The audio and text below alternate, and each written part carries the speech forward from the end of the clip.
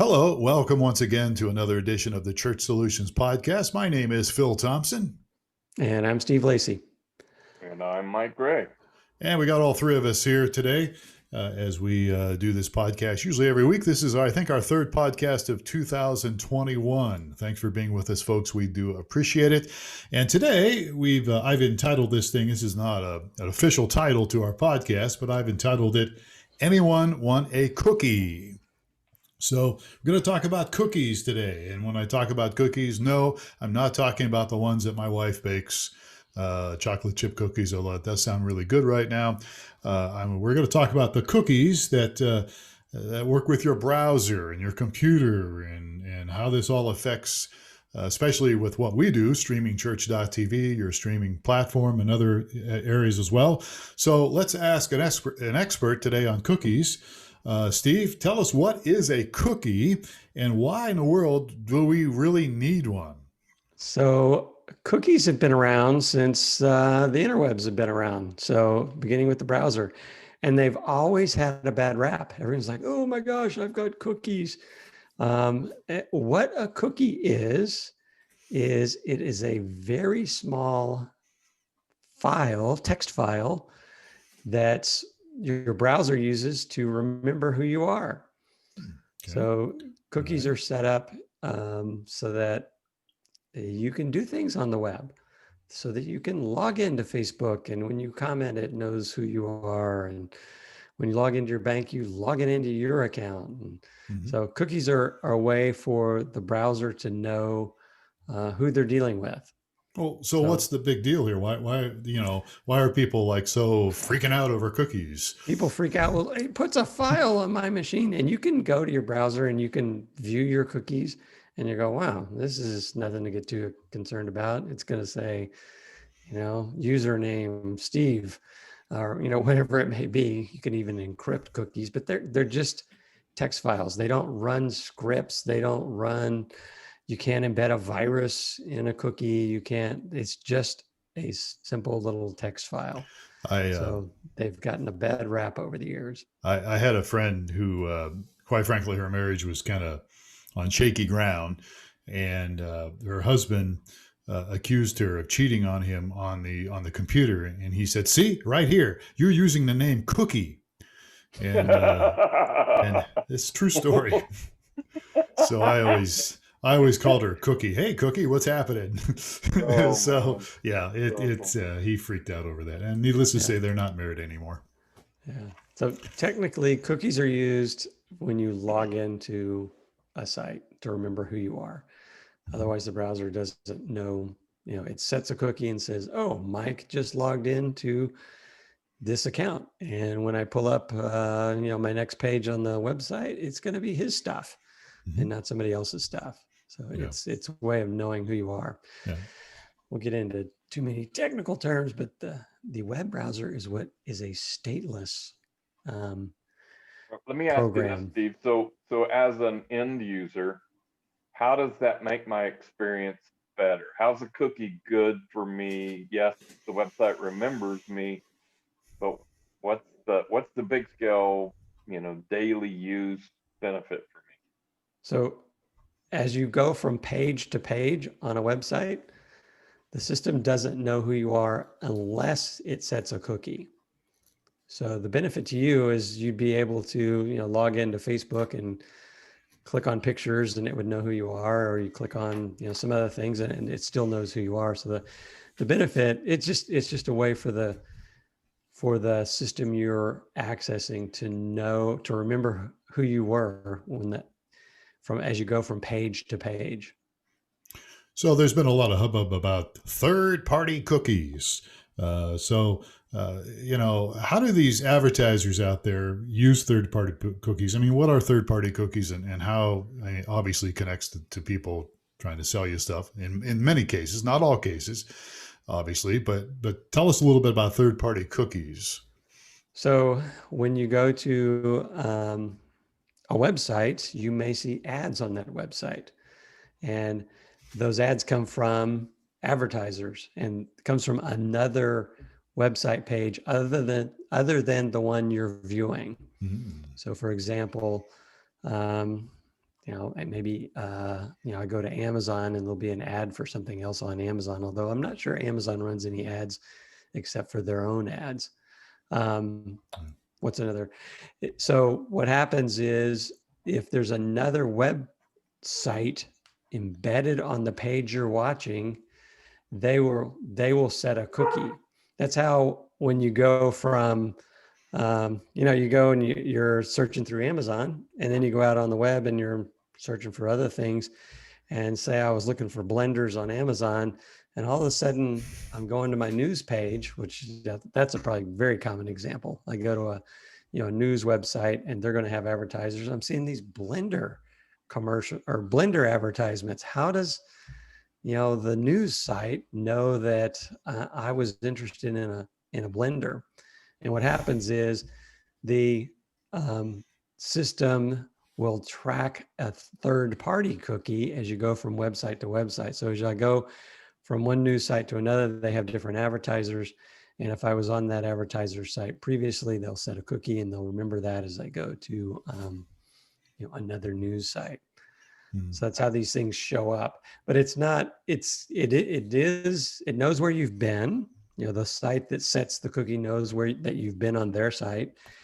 You as a,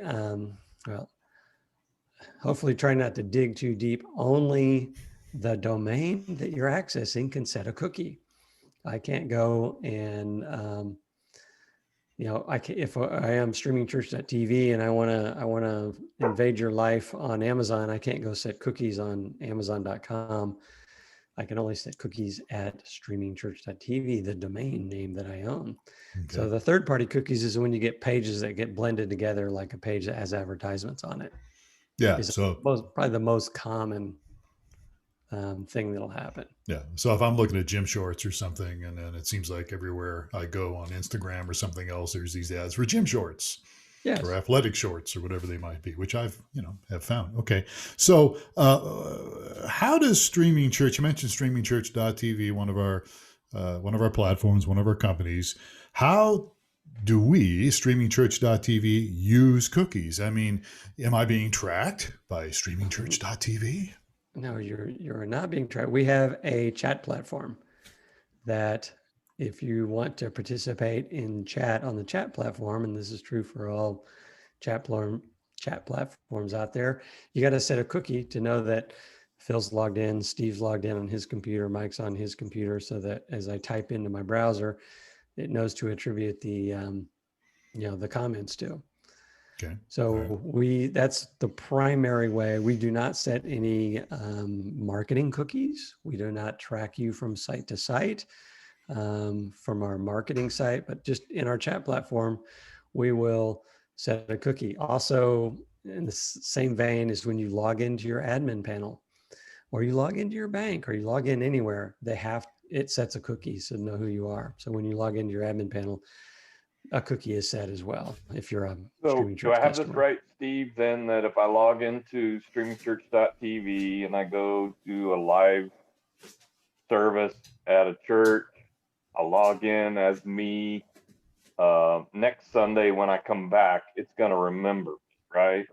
Yes. Is that what we're talking about? Yes, it will remember you so you don't have to log in again. Okay, so the cookie is there to remind the system who I am, so I don't have to log in every time I go to that page. Yes, that's one of the benefits. You can set, as a developer, you can set the cookies to expire, and you can have it expire in 1 minute or 1 hour, or I think we have ours set for 10 days, so that if you go, you attend your church every weekend, you don't have to sign in again.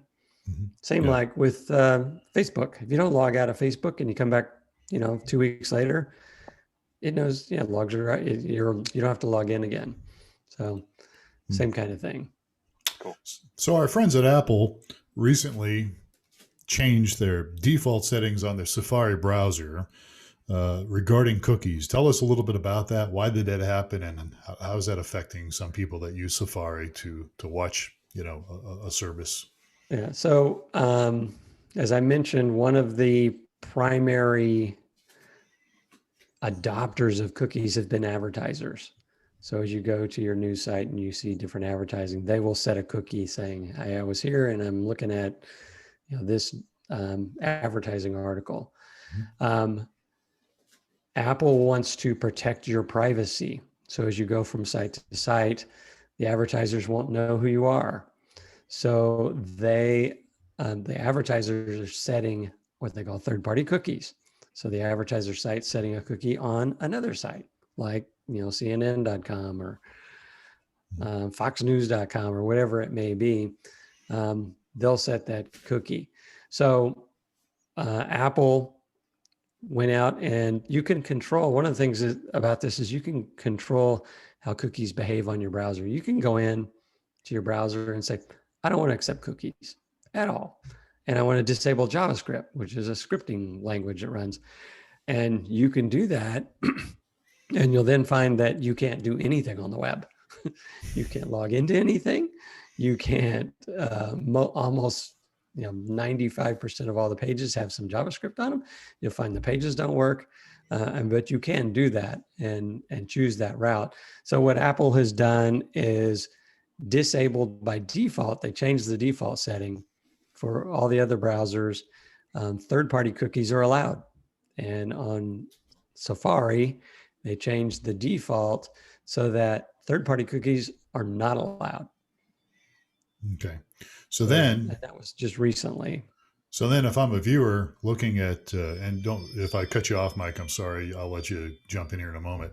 But you're muted because your dog's barking, yep. I think. But so if I want to watch my church service and I'm using Safari, and then I get this thing like, I can't get in, I can't, it's not letting me in it, so then I have to go into my Safari browser in the settings and enable.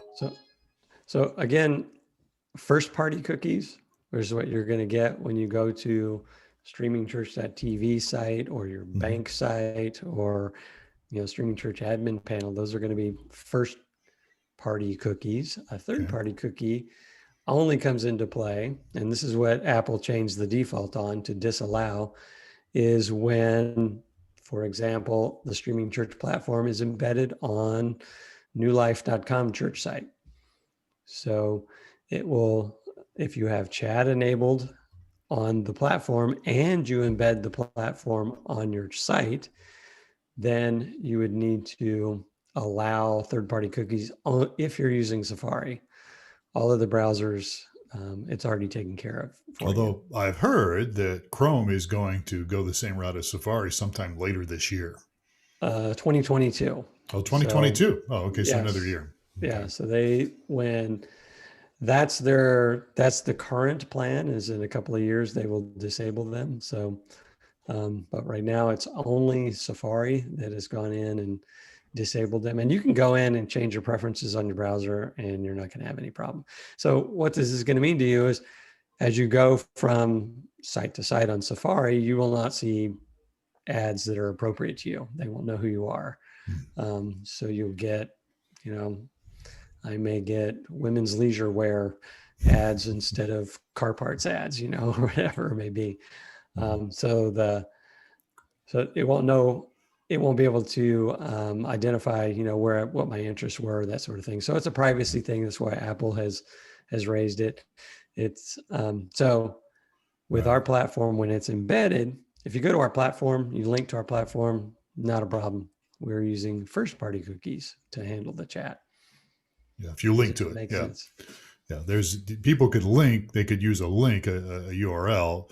I'm talking about maybe as a church admin person, you could replace the embed code with a link if you wanted to. But let me jump over here to Michael Gray, because Michael, you do a lot of our support Sunday mornings. What are some of the challenges and what are some of the answers? I think we just alluded to one for people. Yeah, I think the most difficult is when, and this is a large quantity of people, they're streaming on their iPhone. And so what you really run into then is it's hard for most people to navigate from page to page quickly and easily like you could on a desktop or a laptop. maybe they don't know the shortcuts of how to swipe and switch from page to page. So it's difficult for them to navigate and then go to settings and then correct the settings in Safari and then get back to, so, there's a few other options there. Typically, I give them the instructions on how to fix their browser on their device. And then I provide the short link to that church's browsing experience, streaming experience, because the short link actually fixes it, because there's no cookies on the short link to the streaming. Yeah, and when you say the short link, in other words, instead of going to the church's website where the platform might be embedded, you're giving them a link that takes them directly. Go ahead, Steve. Sorry. Yeah, I just wanted to correct you. There are cookies. There's just not blocked cookies by Safari.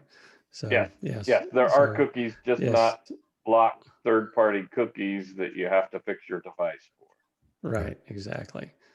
Yeah. So a direct link, instead of going to the church's actual website where the admin has embedded the code that we provide people on a specific page, you had many times have given them just a direct link, which we also provide for admins and for people like that. Yeah.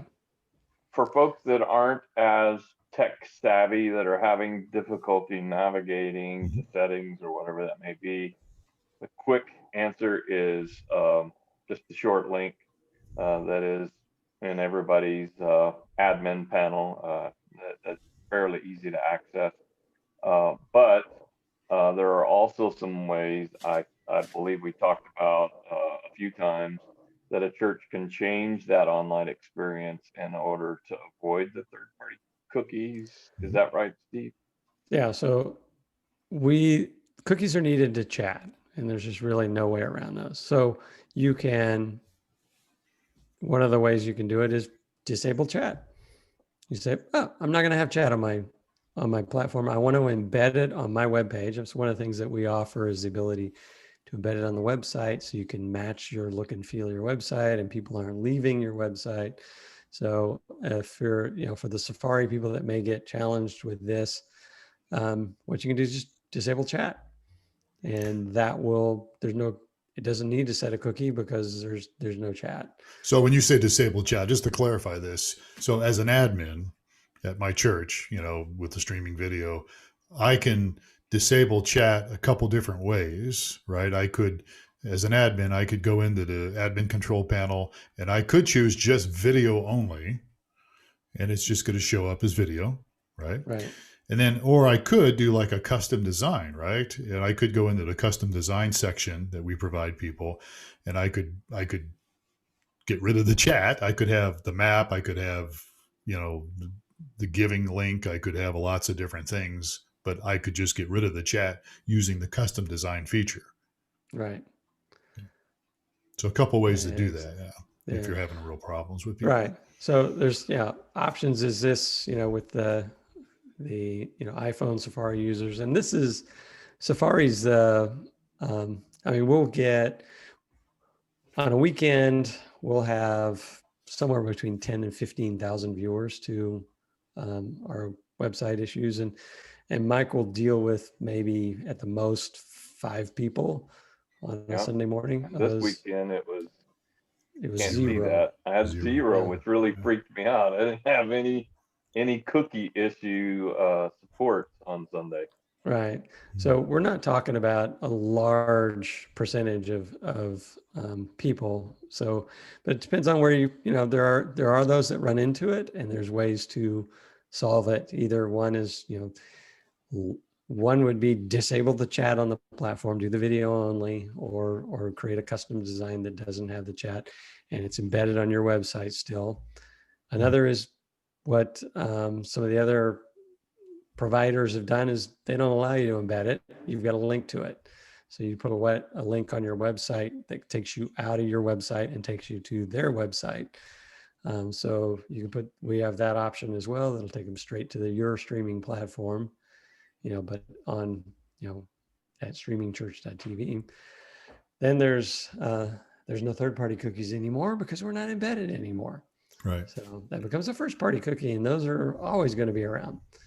So, And there's those are the primary ways to work around this. So just to be clear here, I mean, the intention here that Safari has set up, and others will probably eventually follow another year or two. I mean, the intentions were good here, right? The intentions were to protect people's privacy. They were right. It's really targeted for marketers. Yeah. It's for people and for marketers that will set cookies so they can track people to get sales. So you mean just to clarify, you mean it's targeted against marketers? Yes, it's targeted against marketers. Okay. Yes. And those that are embedding our platform on their website, we've kind of been caught in the fray because we use those same third-party cookies, but for completely different reasons. Yeah, we're not targeting people. We're not trying to market. Yeah, we don't market anything. There is no tracking targeting. Purely log into chat. Yes, that is the only reason for it is the ability to chat. Okay. Well, all right. Good. Okay. Well, I think we got the bulk of the information we wanted to get out here, right? Any other last words or comments on this subject? Well, I like cookies. I like the kind that my wife makes, and I like the internet kind too, because I honestly like it when somebody reminds me about, when I was looking at new shocks for my Jeep. It reminds me when I go over to YouTube, hey, don't forget you were looking at these shocks for your Jeep. Yeah, it's a little annoying though if you've actually bought the shocks and you're happy. Yeah, if you've already made the purchase and it's still following you around, that can be a little annoying. But yeah. Well, I think this is a challenge that it's easily overcome. I think if you're not really savvy to web stuff, you might freak out a little bit about it. But honestly, if you take a little bit of time, you can easily overcome it. Right. Yep. Yeah. It's been, like I said, since we've been doing this since early 2000, cookies have been around. People have been, in my opinion, overreacting about them. They're like, oh my gosh. And they're really very benign. They're not going to install a virus. There is no danger in having a cookie. It will just allow marketers to track you as you go from site to site. They're not tracking you where you live. Although if you do have one of these, that's probably one of the things you should be concerned about. Not so much the cookies. Yes, Phil just held up a cell phone. So that's, if you're right. I mean, that's I talked to somebody that was concerned about installing tracking devices on them against their will. And I'm like, you've had a tracking device on you for years now. Like, what do you mean? I go, that phone in your pocket, they know exactly where you are. They know how long you've been there. If you have a smartphone and a smartwatch, you're being tracked by about half the apps on your phone. Yeah, there's GPS. It knows where you're going, where you're shopping, how long you stay there. If you're concerned about tracking, you would want to get rid of your cell phone. Yeah. So that would be that's probably the most intrusive tracking device that you have. So I did a trick with some friends the other day. We put our phones down on the table and we had a conversation about something we wanted to buy.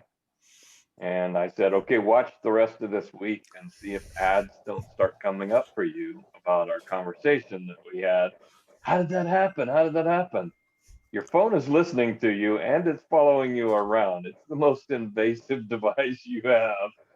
Interesting. It's not even on the scale of what a simple cookie that helps you log into a website is versus the tracking device you have on your body most of the time.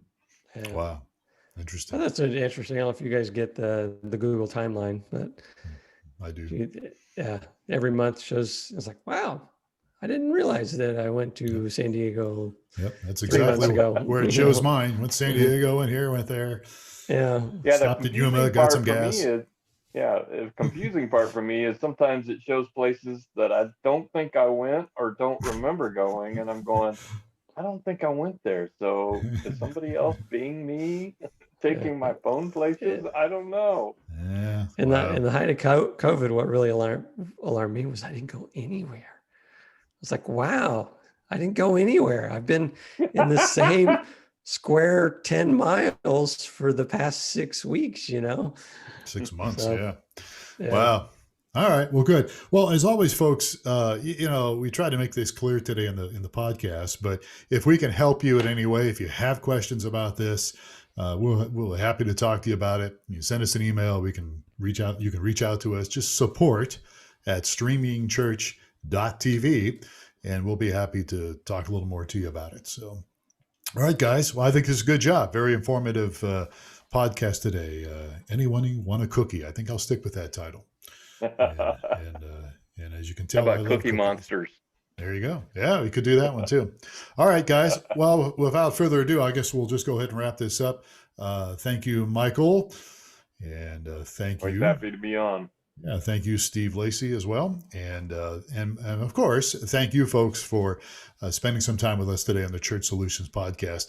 My name is Phil Thompson. Please take care of yourself. We'll catch you again on another edition, if I can talk, another edition of the Church Solutions Podcast.